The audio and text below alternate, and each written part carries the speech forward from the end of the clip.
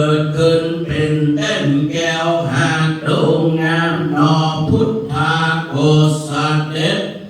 นั่งเรือเต้นแก้วอาสนะกดตาย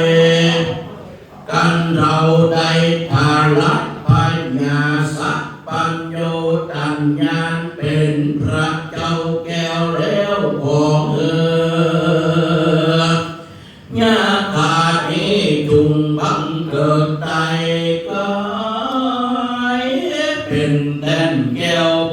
ก็มีในกาลามาชินัญญาเต้านี้ก่อนแน่อาตาโอในกาลายามน้อนสู่ภะคะวา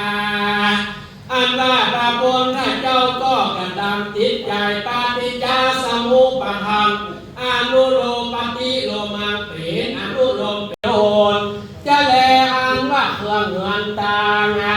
หลายคือกิเลสปัญญาร้อยกูก็ได้หักเสียแล้วอันว่าเจ้าข้าแก้วไหลน้ำปีอันเล็งหันทำทั้งมวลก็เกิดมีแก่พระตถาคตพระญาอันหูทำด้วยพระกัปปุคละผู้มีพระญาเบิ่งขวาดกุศละหมายหูแรกตั้งโคปนิทังทุกขังทุกขลา